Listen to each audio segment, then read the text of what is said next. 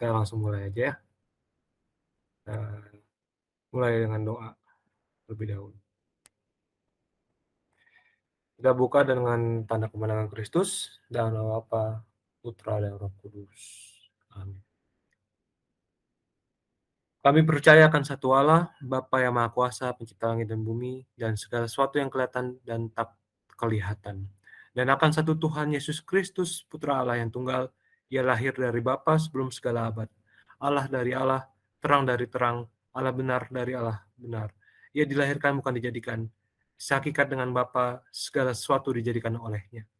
Ia turun dari surga untuk kita manusia dan untuk keselamatan kita. Dan ia menjadi daging oleh Roh Kudus dari perawan Maria dan menjadi manusia. Ia pun disalibkan untuk kita. Waktu Pontius Pilatus ia diwafat kesengsaraan dan dimakamkan. Pada hari ketiga ia bangkit menurut kitab suci. Ia naik ke surga, duduk di sisi Bapa. Ia akan kembali dengan mulia mengadili orang yang hidup dan yang mati. Kerajaannya takkan berakhir. Kami percayakan Roh Kudus, Ia Tuhan yang menghidupkan, Ia berasal dari Bapa dan Putra, yang serta Bapa dan Putra disembah dan dimuliakan. Ia bersabda dengan perantaraan para nabi. Kami percayakan gereja yang satu, kudus, katolik, dan apostolik. Kami mengakui satu pembaptisan akan penghapusan dosa. Kami menantikan kebangkitan orang mati dan hidup di akhirat. Amin. Kemuliaan pada Bapa dan Putra dan Roh Kudus, seperti pada permulaan, sekarang, selalu, sepanjang segala abad. Santo Agustinus dari Hippo, doakanlah kami. Santo Hieronymus, doakanlah kami. Santo Yohanes Chrysostomus, doakanlah kami. Amin. Bapa, Putra, Roh Kudus. Amin. Ya, selamat malam, teman-teman. Mari kita juga pada malam hari ini kita juga membaca mengenai katekismus Gereja Katolik juga. Katekismus Gereja Katolik 55. Artikel 1. Wahyu Allah. Bagian 2. Tahap-tahap wahyu. Allah membiarkan diri dikenal sejak awal mula. KGK 5455. Wahyu ini tidak diputuskan oleh dosa leluhur kita, karena sesudah mereka jatuh dengan menjanjikan penebusan, Allah mengangkat mereka untuk mengharapkan keselamatan. Tiada putus-putusnya, Ia memelihara umat manusia untuk mengurniakan hidup kekal kepada semua yang mencari keselamatan dengan bertekun melakukan apa yang baik. Ketika manusia kehilangan persahabatan dengan dikau karena tidak setia, Ia tidak kau biarkan merana di bawah kekuasaan maut. Berulang kali engkau menawarkan perjanjian kepada mereka.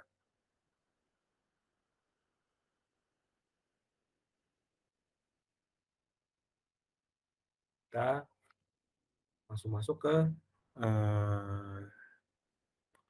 Kejadian bab 42 ayat 1 sampai 38. Kita bercerita tentang kita membaca tentang saudara-saudara Yusuf pergi ke Mesir. Oke, aku akan bacakan ayat yang ganjil. Nanti kita gantian umat yang baca ayat yang genap. Oke, kita mulai. Saudara-saudara Yusuf pergi ke Mesir.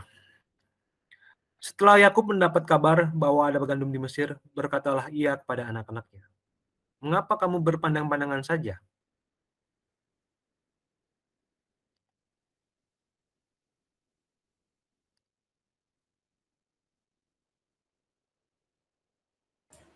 Lagi katanya, telah kudengar bahwa ada gandum di Mesir. Pergilah ke sana dan belilah gandum di sana untuk kita, supaya kita tetap hidup dan jangan mati." Lalu pergilah 10 orang saudara Yusuf untuk membeli gandum di Mesir. Tetapi Yakub tidak membiarkan Benyamin, adik Yusuf, pergi bersama-sama dengan saudara-saudaranya, sebab pikirnya jangan-jangan ia ditimpa kecelakaan nanti. Jadi di antara orang yang datang membeli gandum terdapatlah juga anak-anak Israel, sebab ada kelaparan di tanah Kanaan. Sementara itu Yusuf telah menjadi mangku bumi di negeri itu. Dialah yang menjual gandum kepada seluruh rakyat negeri itu. Jadi ketika saudara-saudara Yusuf datang, kepadanya lah mereka menghadap dan sujud dengan mukanya sampai ke tanah. Ketika Yusuf melihat saudara-saudaranya, segeralah mereka dikenalnya. Tetapi ia berlaku seolah-olah ia seorang asing kepada mereka. Ia menegur mereka dengan membentak, katanya, "Dari mana kamu?" Jawab mereka, "Dari tanah Kanaan untuk membeli bahan makanan." Memang Yusuf mengenal saudara-saudaranya itu, tapi dia tidak dikenal mereka. Lalu teringatlah Yusuf akan mimpi-mimpinya tentang mereka. Berkatalah ia kepada mereka, "Kamu ini pengintai. Kamu datang untuk melihat-lihat di mana negeri ini tidak dijaga." Tapi jawab mereka, "Tidak, Tuanku. Hanyalah untuk membeli bahan makanan hamba-hambamu ini datang." "Kami ini sekalian anak dari satu ayah. Kami ini orang jujur. Hamba-hambamu ini bukanlah pengintai." Tetapi ia berkata kepada mereka, "Tidak, kamu datang untuk melihat-lihat di mana negeri ini tidak dijaga." Lalu jawab mereka, hamba-hambamu ini 12 orang. Kami bersaudara, anak dari satu ayah di tanah Kanaan. Tetapi yang bungsu sekarang ada pada ayah kami, dan seorang sudah tidak ada lagi. Lalu kata Yusuf kepada mereka, "Sudahlah, seperti telah kukatakan kepadamu tadi, kamu ini pengintai. Dalam hal ini juga kamu harus diuji. Demi hidup Firaun, kamu tidak akan pergi dari sini jika saudaramu yang bungsu itu tidak datang kemari." Suruhlah seorang daripadamu untuk menjemput adikmu itu. Tetapi kamu ini harus tinggal terkurung di sini, dengan demikian perkataanmu dapat diuji. Apakah benar? Dan jika tidak, demi hidup Fir'aun, sungguh-sungguhlah kamu ini mengintai." Dan dimasukkannya lah mereka bersama-sama ke dalam tahanan 3 hari lamanya. Pada hari yang ketiga berkatalah Yusuf kepada mereka, "Buatlah begini, maka kamu akan tetap hidup. Aku takut akan Allah." Jika kamu orang jujur, biarkanlah dari kamu bersaudara tinggal seorang terkurung dalam rumah tahanan, tetapi pergilah kamu, bawalah gandum untuk meredakan lapar seisi rumahmu. Tetapi saudaramu yang bungsu itu haruslah kamu bawa kepadaku, supaya perkataanmu itu ternyata benar, dan kamu jangan mati. Demikianlah diperbuat mereka. Mereka berkata seorang kepada yang lain, "Betul-betullah kita menanggung akibat dosa kita terhadap adik kita itu. Bukankah kita melihat bagaimana sesak hatinya ketika ia memohon belas kasihan kepada kita, tetapi kita tidak mendengarkan permohonannya. Itulah sebabnya kesesakan ini menimpa kita." Lalu Ruben menjawab mereka, "Bukankah dahulu kukatakan kepadamu, janganlah kamu berbuat dosa terhadap anak itu, tetapi kamu tidak mendengarkan perkataanku. Sekarang darahnya dituntut daripada kita." Tapi mereka tidak tahu bahwa Yusuf mengerti perkataan mereka, sebab mereka memakai seorang juru bahasa. Maka Yusuf mengundurkan diri dari mereka lalu menangis. Kemudian ia kembali kepada mereka dan berkata-kata dengan mereka. Ia mengambil Simeon dari antara mereka, lalu disuruh dibelenggu di depan mata mereka. Sesudah itu Yusuf memerintahkan bahwa tempat gandum mereka akan diisi dengan gandum, dan bahwa uang mereka masing-masing akan dikembalikan ke dalam karungnya, serta bekal mereka di jalan akan diberikan kepada mereka. Demikianlah dilakukan orang kepada mereka itu. Sesudah itu mereka pun memuat gandum itu ke atas keledai mereka, lalu berangkat dari situ. Ketika seorang membuka karungnya untuk memberi makan keledainya di tempat bermalam, dilihatnya lah uangnya ada di dalam mulut karungnya. Katanya kepada saudara-saudaranya, "Uangku dikembalikan. Lihat, ada dalam karungku." Lalu hati mereka menjadi tawar, dan mereka berpandang-pandangan dengan gemetar serta berkata, "Apakah juga yang diperbuat Allah terhadap kita?" Ketika mereka sampai kepada Yakub, ayah mereka di tanah Kanaan, mereka menceritakan segala sesuatu yang dialaminya, katanya. Orang itu, yakni yang menjadi tuan atas negeri itu, telah menegur kami dengan membentak dan memperlakukan kami sebagai pengintai negeri itu. Tetapi kata kami kepadanya, "Kami orang jujur, kami bukan pengintai." Kami 12 orang bersaudara, anak-anak ayah kami. Seorang sudah tidak ada lagi, dan yang bungsu ada sekarang pada ayah kami di tanah Kanaan. Lalu kata orang itu, yakni yang menjadi tuan atas negeri itu, kepada kami, "Dari hal ini aku akan tahu, apakah kamu orang jujur. Dari kamu bersaudara, haruslah kamu tinggalkan seorang padaku, kemudian bawalah gandum untuk meredakan lapar seisi rumahmu dan pergilah."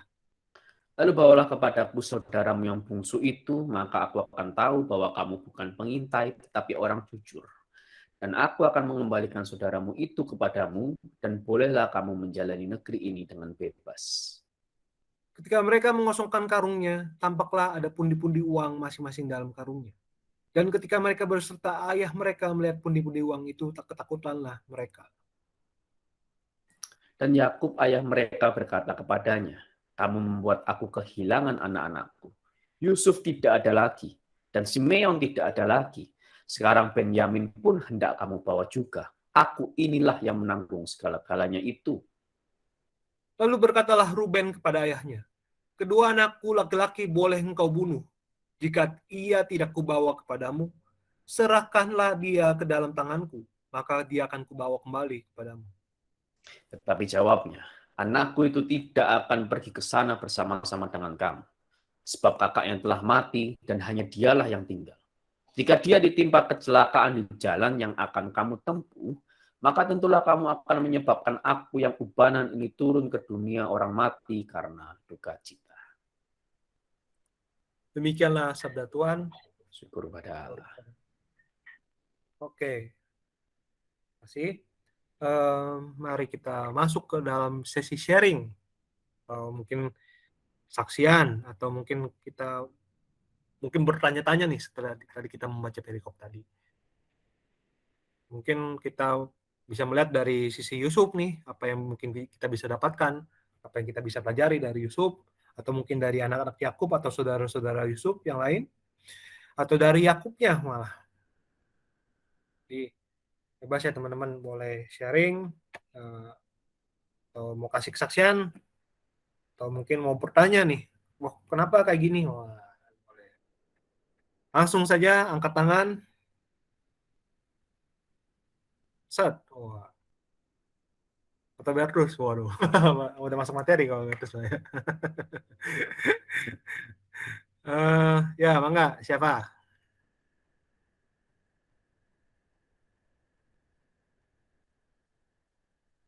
Langsung sikat.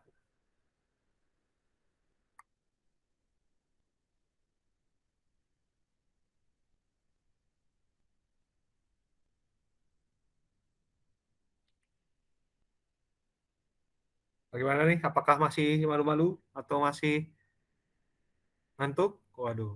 Atau kita mau ulang lagi bacanya? Waduh. Biar makin meresap ya. Oke. Atau mau siapa yang mau ngomong nih tentang eh, ini? Oh ya, selamat datang bagi teman-teman yang baru masuk. Kita bagi tadi yang mungkin tadi tidak mengikuti apa namanya, membaca bersama-sama, kita tadi baru saja membaca dari perikop Kejadian 42 ayat 1 sampai 38. Oke. Apakah ada yang mau sharing? Kalau tidak ada, udah saya yang sharing. Waduh. Jadi kalau buat saya sendiri sebenarnya ini menarik ya, teman-teman. Dan maksudnya saya melihat ke poinnya bahwa Yusuf kan itu kan dia yang eh, apa ya istilahnya, kayak kan dia memang dari awal kan sudah eh, dia memiliki mimpi ya, teman-teman, tentang kalau nggak salah apa ya, kalau nggak salah pokoknya benda-benda langit itu yang sujud itu ya, yang sujud ke satu benda langit yang lain itu, dan beberapa mimpi yang lainnya gitu. Dan waktu itu kan gara-gara ngomong tentang itu kan pada marah semua ya, teman-teman. Dan akhirnya setelah mungkin berapa puluh tahun atau berapa belas atau berapa puluh tahun ya setelah itu, ternyata sekarang kejadian itu, saudara-saudaranya ya di luar Benyamin ya, maksudnya berarti saudara-saudaranya yang lebih tua, eh, semuanya sujud semua kepada Yusuf, karena bahkan maksudnya bapaknya pun bisa dibilang ya, maksudnya ya ya ini kita mesti minta ke orang yang lebih berkuasa daripada kita nih, karena kita lagi dalam masa kelaparan nih. Jadi kayak orang mah kayak datang ke pejabat. Nah. Lalu, jadi ternyata, dan Yusuf pun ternyata ingat dengan mimpi itu. Tadi kan dikatakan bahwa teringatlah Yusuf akan mimpinya. Gitu. Jadi, dan maksudnya mungkin akhirnya pada saat itu Yusuf baru, oh iya ya, ternyata kejadiannya Tuhan ya. Gitu. Ternyata aku mimpi itu ternyata bukan sekadar mimpi mimpi-mimpi ya mimpi-mimpiannya aku aja gitu. Bukan sekadar mungkin kayak apa ya? Mungkin kan ada kadang kan ada orang yang ngomong bahwa mimpi itu kan adalah suatu keinginan dalam bawah sadar ya. Jadi dia manifestasi dan semacamnya. Kalau nggak salah Freud atau siapa itu. Tapi eh, tapi ya ini ya. Tapi ternyata mimpi itu memang karena berasal dari Tuhan dan makanya itu jadi suatu tanda dan akhirnya kejadian pada akhirnya. Dan aku berpikir mungkin teman-teman di sini semua kan mungkin kita masing-masing ada yang pernah dikasih tanda, ada yang lewat mungkin tanda dari orang lain atau kejadian yang lain, atau mungkin dikasih tanda melalui mimpi kayak Yusuf, atau mungkin dikasih lihat ya penglihatan sesuatu gitu. Dan maksudnya kadang kita bertanya-tanya, ini benar nggak sih kayak ini? Gitu. Apa ya istilahnya mah kita dari discernment kita, apakah ini sungguh-sungguh berasal dari Allah atau ini berasal dari aku aja. Dan saya sendiri mengalami banyak proses seperti itu. Saya nggak bilang saya orang yang bagaimana enggak. Saya banyak sekali kesalahan dan banyak sekali melakukan hal-hal yang bodoh ya. Cuman akhirnya beberapa hal ya Tuhan ya mungkin yang kadang saya tuh setelah lewati beberapa waktu dan akhirnya saya baru nggak gitu, oh ternyata inilah Tuhan yang Tuhan maksudkan, oh inilah ternyata yang Tuhan mau tunjukkan loh ke saya. Dan maksudnya dan puji Tuhan ternyata hal-hal itulah yang membuat saya eh, setidaknya jadi versi yang lebih baik daripada saya yang kemarin. Meskipun saya rasa ya saya masih jauh dari kata orang benar, masih jauh dari kata orang baik. Tapi suatu progres konstan untuk menjadi orang yang lebih baik itulah yang saya sangat syukuri dalam hidup saya. Meskipun kadang kejadiannya buruk ya, mungkin teman-teman, mungkin ya apa ya, yang mengalami kegagalan, ya, kegagalan apapun lah, kegagalan kerjaan, kegagalan studi, kegagalan ini dan semacamnya. Tapi ternyata oh inilah maksudnya Tuhan. Dan makanya dalam step 2 aku jujur aja aku berusaha untuk ngomong bahwa ya enak tidak enak, seneng nggak seneng, bikin bahagia atau bikin sedih, itulah yang berasal daripadamu dan itulah yang membentuk kami jadi manusia baru dari hari ke hari. Oke, itu aja dari saya nih. Mungkin ada orang lain yang mau sharing, mungkin Leo dari tindak tanduknya sepertinya sudah siap untuk sharing. Dari mana tuh? Tindak Enggak, tanduk. dari komisnya ini udah bergetar pengen ngomong. Iya betul, tapi betul. Wah, Ada yang mau aku sharingkan ya. Seperti yang sudah kita pelajari minggu lalu, minggu sebelumnya, bahwa kisah Yusuf dan Yakub ini jadi salah satu kisah ikonik di kejadian ya, di penutup itu. Bahkan ada filmnya juga. Nah, yang mau saya sharingkan adalah karena apa nih ya, cerita ini tuh begitu terkenal sampai-sampai bukan terkenal sih. Cerita ini tuh begitu ringan untuk dibaca, tetapi sangat mengena gitu. Sehingga tuh ada banyak hal yang saya dapetin juga. Nah, di sini Yakub itu kan Yusuf itu kan seperti apa ya, sok jaim gitu ya sama saudara-saudaranya. tentu ada motivasi-motivasi yang ingin dibawa oleh Yusuf itu sendiri. Nah, saya ingin men-sharingkan tuh tentang pengalaman saya ya. Saya itu kan orang yang sangat apa ya, sangat kaku sebetulnya ya. Kaku banget aku tuh orangnya. Strict dengan aturan, strict dengan value diri sendiri. Ada bagusnya, tapi kadangkali saya tuh kurang fleksibel ya. Aku juga nggak suka orang yang telat, tapi kadangkali juga aku telat. Kalau bisa sih ya nggak telat gitu kan. Nah, sampai suatu ketika saya hidup dalam komunitas, hidup dalam apa ya, kumpulan orang-orang yang beragam, saya nggak bisa menabrakkan ideologi atau ego saya terhadap mereka. Saat ini saya jadi ketua di salah satu program kaderisasi leadership. Saya punya ide, saya punya gagasan, tapi teman-teman tidak sanggup, peserta juga tidak menyanggupi, ya saya harus diam gitu. Tetapi sebagaimana seorang pemimpin, kalau saya melihat dari Yusuf ya, jadi pertanyaan pertama yang akan aku jawab, apa yang bisa saya pelajari dari Yusuf? Dia tuh berkarakter gitu loh. Dia tuh berkarakter. Kadangkali dia tegas di hadapan saudara-saudaranya, tapi di balik itu dia pun juga lemah lembut. Nah, itu yang membuat kita sebagai seorang manusia, ini refleksi saya ya, sebagai seorang manusia tuh tidak mudah apa ya, ya ada karakternya, ada sosok Leo-nya atau sosok Kak Bertusnya, sosok Kojosnya. Kadangkali mereka sangat agresif dalam berbicara mungkin, tapi di sisi lain dia lemah lembut juga gitu loh. Jadi yang aku pelajari dari Yusuf di sini adalah karakter kepemimpinannya Yusuf, yang dia harus tegas mengatur Mesir, dia harus penuh kasih sayang juga, tapi di sisi lain dia tidak boleh melebih-lebihkan apa ya. Ya dia harus adil lah sebagai seorang pemimpin itu. Begitu. Nah, kembali lagi ke kisah saya dalam saya menjadi ketua, saya sadar betul bahwa tugas seorang ketua itu adalah membuat keputusan.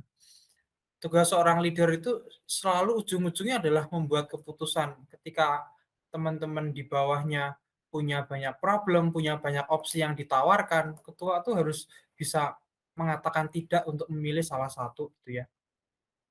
Tapi karena saya tuh orangnya kaku dan nggak fleksibel dan nggak apa, saya tuh bingung gitu loh. Apa sih yang harus saya lakukan dalam keadaan harus memilih perihal yang sama-sama baik? Maka saya harus memilih salah satu yang lebih baik daripada yang lain gitu kan. Ya saya sadar sih bahwa yang aku sharingkan tuh kayak abstrak banget ya. Apa sih sebetulnya? Cuman kalau diceritakan dari awal ya panjang juga. Tapi yang seperti yang Coach Jos katakan, apa sih yang Tuhan mau gitu.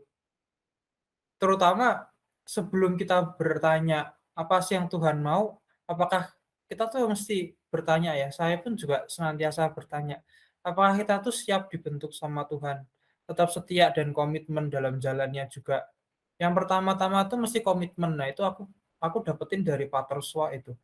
Kalau kamu mau saya bimbing, ya kamu harus komitmen, taat dan setia apa yang mesti saya katakan gitu. Dan bersama-sama kamu menyampaikan refleksi, apakah yang saya berikan kepada kamu terkait tugas, terkait apa, sesuai nggak sih gitu. Jadi tetap ada ruang untuk komunikasi. Tapi terutama itu adalah komitmen dan kesetiaan. Nah, saya mencoba untuk tetap berkomitmen, tetap setia, tapi memang jawaban dari komitmen dan kesetiaan tuh manisnya tuh panjang gitu ya. hampir nggak ada manisnya mungkin. Jadi dalam perjalanan tuh ya tetap aja kan harus setia ya kan. Tapi kan harus setia lah. Apa sih yang aku dapetin bisa-bisa ya nggak ada juga gitu loh. Dalam hal ini yang mau saya sharing itu sebenarnya ada dua hal. Yang pertama mengenai komitmen dan kesetiaan berkaitan dengan leadership tadi ya yang dilakukan oleh Yusuf. terhadap saudara-saudaranya, terhadap Mesir juga, dan sebagaimana saya menjalaninya. Komitmen itu gini loh, kalau kita oportunis, tawaran dunia itu memang jauh lebih menarik, dan saya pun juga setuju. Nah, kemudian yang kedua, saya mendapati ya bahwa saya sendiri dalam memimpin itu kan cenderung otoriter sebetulnya, cenderung tidak membuka komunikasi dengan bawahan. Jangan sampai bawahan saya tuh tahu apa yang saya pikirkan, apa yang menjadi tujuan saya sebenarnya. Tapi kan jahat banget, jelek sekali gitu. Sangat politis, nah gitulah bahasanya ya, sangat politis gitu. Tapi saya menemukan sebuah quote ya dari diri saya sendiri yang akhirnya saya dapatkan dan saya bagikan kepada teman-teman sekalian. Ketaatan itu memang akan mengamankan tirani dan peraturan. Tetapi cinta itu tahu kapan harus melanggarnya. Nah, kita memang harus taat, harus sama aturan tuh harus strict gitu ya. Termasuk saya pun juga belajar dari itu. Tapi Tuhan Yesus lagi-lagi nggak ada tuh taat sama aturan. Yang penting kan cinta kasih gitu kan. Gitu. Jadi cinta tahu kapan harus melanggarnya. Gitu aja sih Coach Jos, Kak Bertus. Thank you, thank you. Waduh, ini quote-nya ini fenomenal sekali nih. Mantap. Jadi, wah, salut sih.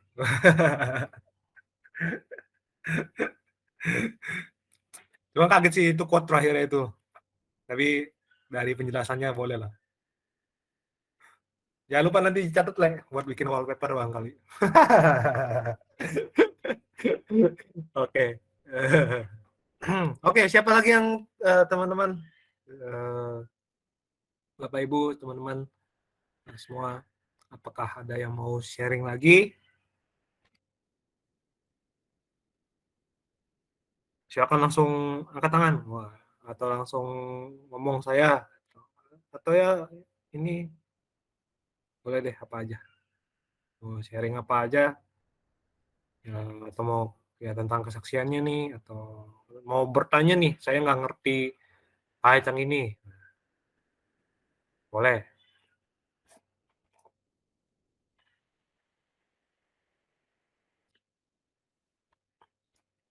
Ketaatan dan cinta ya. Boleh, boleh. Jadi ingat sebenarnya apa ya? Kan ini sebenarnya ya perikop yang berbeda sih ya sebenarnya.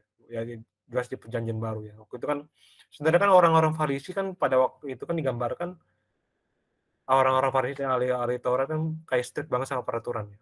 Tapi kan pada waktu itu juga Yesus muncul dan mendobrak semua aturannya itu gitu. Kayak misalkan pas hari Sabat menyembuhkan orang gitu. Terus muridnya kalau nggak salah makan bulir-bulir gandum kalau nggak salah ya waktu itu. Ya, terus ada pokoknya kok terus pas kapan kok makan sama orang berdosa. Nah, terus ini kok pada nggak puasa sih gitu.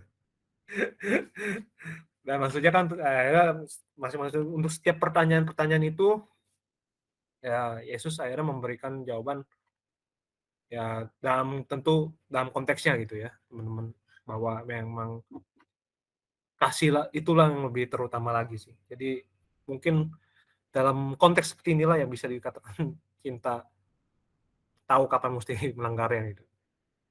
Jadi ya saya sebenarnya ya jadi teringatnya ya itu sih sebenarnya.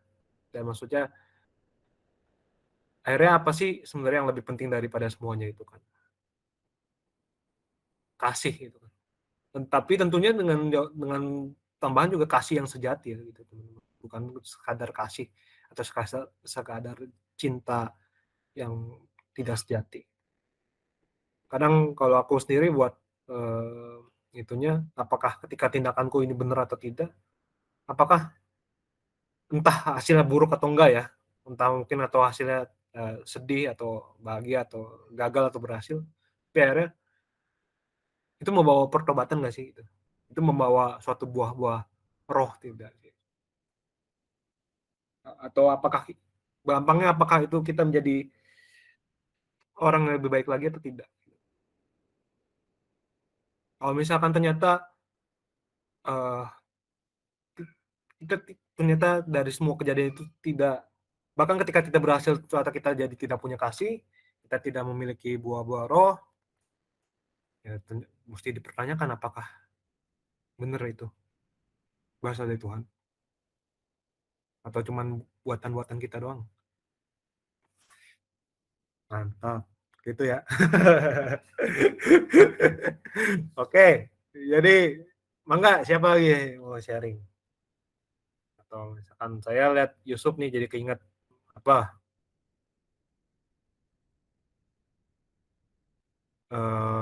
Atau anak-anak Yakub nih, saudara-saudara Yusuf nih mirip kayak saudara-saudara saya lah misalkan, nyebelin gitu misalkan. Cuma bedanya nggak jadi gubernur aja gitu sayanya, misalkan gitu ya. Atau jadi atau gimana nih dari Yakub, apakah ada yang mau digaris bawahi atau mau dilihat? Mungkin sembari menunggu ini ya, yang mau sharing ya. Ini sebenarnya banyak sekali yang bisa di-sharingkan ya dari kisah malam hari ini. Cuman tadi agak sedikit tergelitik dengan kalimat penutup dari Leo tadi ya. Dan ditanggapi juga sama Jos. Menarik. Bahwa hukum itu waduh lupa, ketaatan itu untuk mengikuti hukum gitu ya, tapi kasih tahu kapan untuk melanggarnya gitu. Nah tapi perlu di garis bawahi juga ya, sedikit menegaskan sih bahwa bukan berarti Yesus itu melanggar hukum Taurat. Nah, itu yang perlu digaris bawahi. Maksudnya jangan sampai ada yang berpikir menyimpulkan ternyata Yesus tuh dia melanggar hukum Taurat atau tidak. Nah, nanti kok bisa tidak? Kan padahal kita lihat dia seperti sangat bertentangan dengan ahli Taurat dan orang Farisi gitu. Tapi kenapa Yesus, kok Albert bilang Yesus tidak melanggar hukum Taurat? Tidak. Yesus tidak melanggar hukum Taurat. Nah, nanti kita akan bahas ya. Menarik karena kita masih berada dalam seri kitab Taurat ini ya. Masih di kitab Kejadian. Nah, sedikit ini info saja. Mungkin yang jarang ketahui sama banyak orang gitu ya. Kitab Taurat kan ada 5. Kejadian, Keluaran, Imamat, Bilangan, Ulangan. Ya, 5 ya. Nah, dari antara 5 kitab ini, puncak kitab klimaks dari kitab Taurat, kitab yang paling puncak, yang paling penting dari kitab Taurat, itu adalah kitab Imamat. Dari kelima kitab ini, kitab yang paling penting dalam kitab Taurat adalah kitab Imamat. Walaupun mungkin bagi banyak orang kitab Imamat itu yang paling membosankan. Karena semua isinya peraturan. Tapi sebenarnya kitab itu yang paling penting. Nanti kita akan bahas waktu kita masuk kitab Imamat ya. Kita akan bahas pelan-pelan betapa pentingnya kitab Imamat itu. Tapi kalau orang sudah tahu gambaran besar dari kitab suci, sudah tahu blueprint Tuhan dari kitab suci, maka orang akan dengan mudah menilai bahwa kitab Imamat itu adalah kitab yang paling penting dari antara 5 kitab Taurat. Nah, kenapa aku katakan Yesus tidak melanggar hukum Taurat? Karena Yesus posisinya menggenapi. Nah, salah satu maksud dari Yesus menggenapi kitab Taurat adalah Tuhan Yesus itu mengganti peran dari tokoh-tokoh, dari orang-orang yang seharusnya menjalankan hukum Taurat. Misal peran imam dalam kitab Imamat, yang kalau dalam di perjalanan sejarah orang Israel, ya kitab Imamat itu banyak dijalankan oleh imam, khususnya imam besar di Bait Allah. Nah, tapi ketika Mesias itu datang, ketika Yesus datang, Yesus mengganti peran imam. Gitu. Jadi nggak perlu lagi namanya imam besar yang melayani di Bait Allah. Dan dalam tanda kutip tidak perlu lagi bait Allah di Yerusalem itu didirikan kembali. Gitu. Karena Tuhan Yesus sudah mengganti peran imam besar.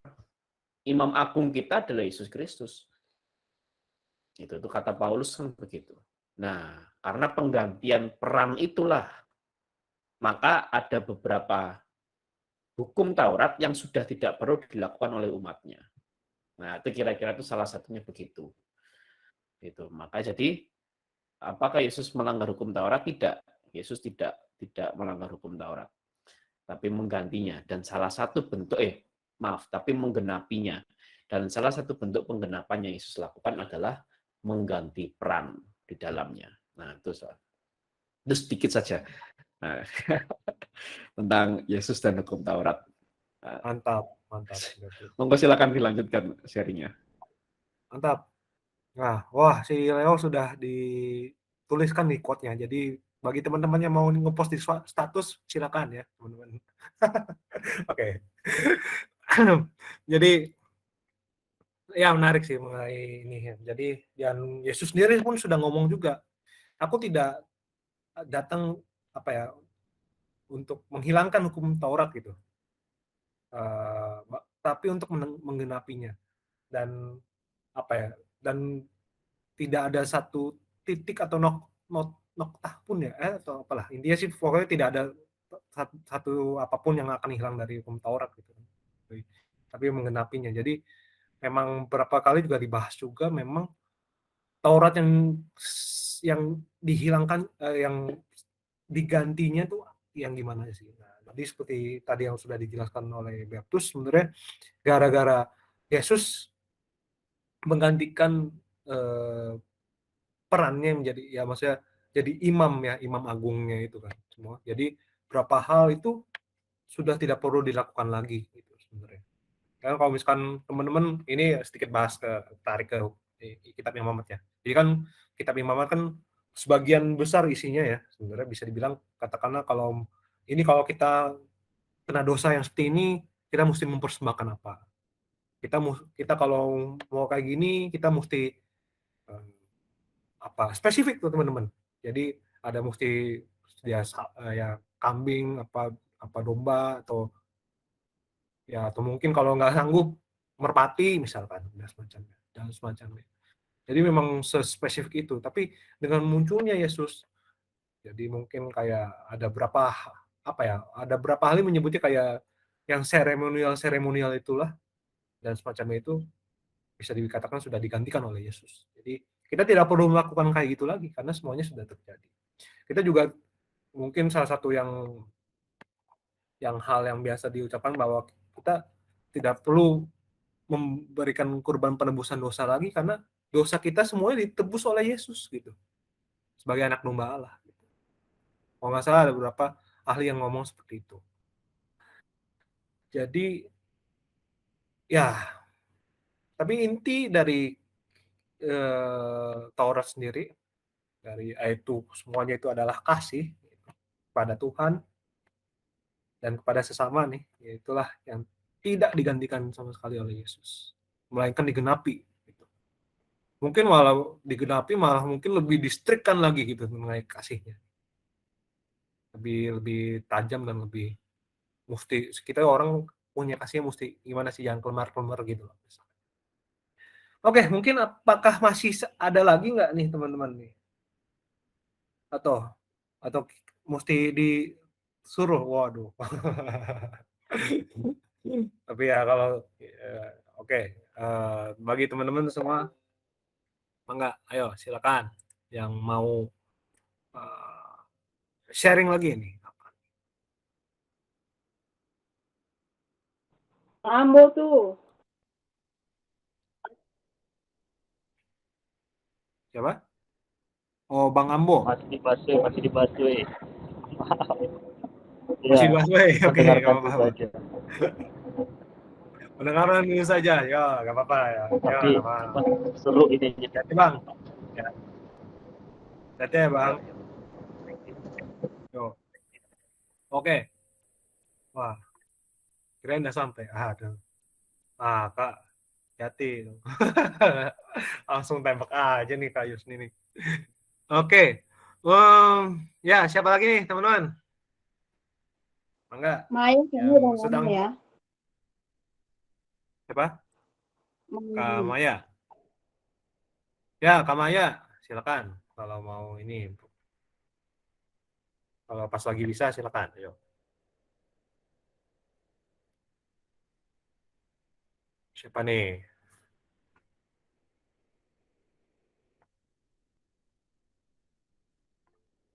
Kak Nes. Oke. Udah skip, tapi nanti ngomong ya. Waduh. Canda. Oke.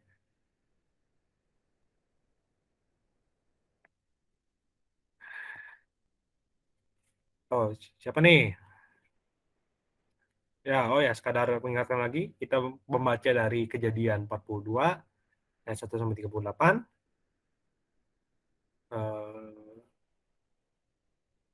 Oke, mungkin teman-teman bisa, Bapak Ibu, teman-teman semua kita bisa mensaringkan mungkin dari Yusuf, dari anak-anak Yakub atau saudara-saudara Yusuf, atau dari Yakubnya sendiri, atau mungkin kita teringat suatu kejadian tertentu dalam hidup kita, atau mau merefleksikan sesuatu, atau mungkin malah mau bertanya nih, wah bingung, aku bingung, maksudnya apa ya ini? Nah,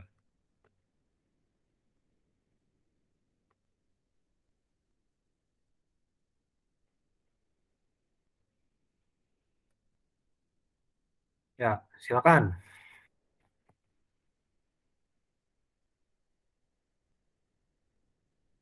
Apakah masih ada?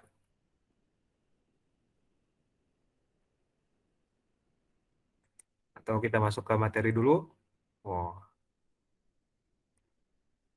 oke. Yuk, teman ditunggu.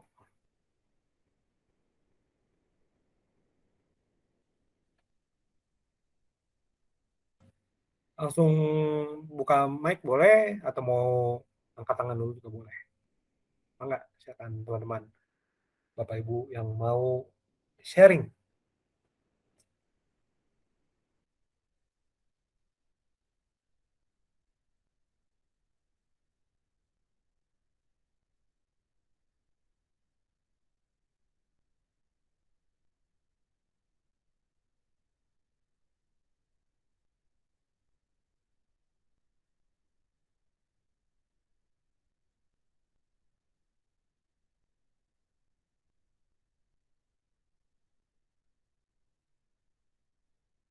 Oke, mungkin karena sudah penasaran dengan materinya, wah, dan ingin langsung bertanya-tanya lebih dalam lagi. Jadi kita langsung masuk saja ke dalam materinya.